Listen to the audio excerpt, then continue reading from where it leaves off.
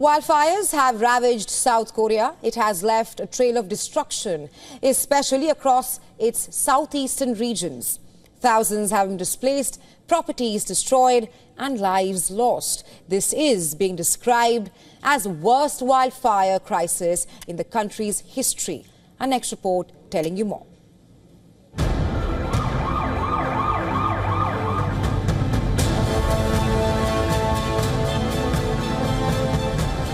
Scenes of devastation dominate South Korea's southeastern regions.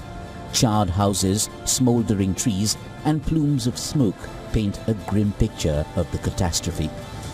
Described as the country's most severe natural fire disaster, wildfires have scorched approximately 48,000 hectares of land, claiming at least 28 lives and leaving many injured.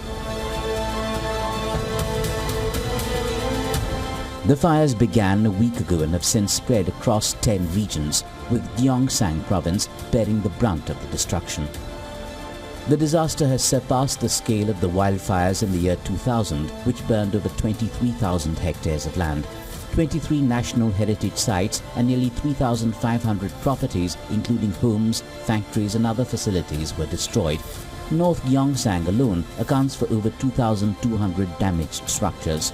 In Yongyang County, mourners paid respects at a makeshift memorial for victims of the forest fires. According to the region's governor, the fires caught residents completely by surprise, leading to casualties and injuries.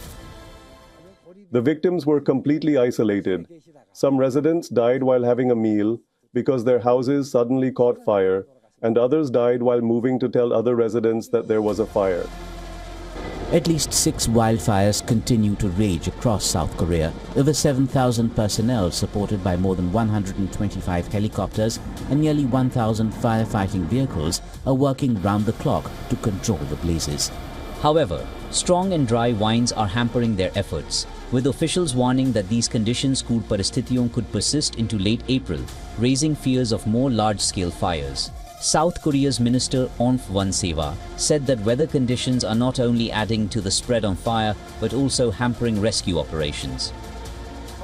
Strong and dry winds blew from the west. The wind, with a maximum speed reaching 27 meters per second, had the biggest impact. The dry weather continued with high temperatures attributed to spread of fire. Additionally, there were difficulties operating wildfire helicopters because of a mix of smoke and fog. Evacuations have displaced over 33,000 residents, with more than 8,000 still unable to return to their homes.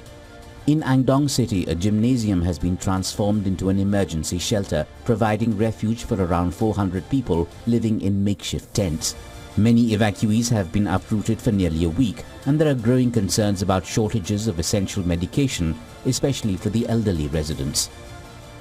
South Korea's acting president Han Duck-soo has ordered emergency measures to ensure relief operations are sustained, instructing officials to remain on the ground in the affected areas until the fires are fully under control.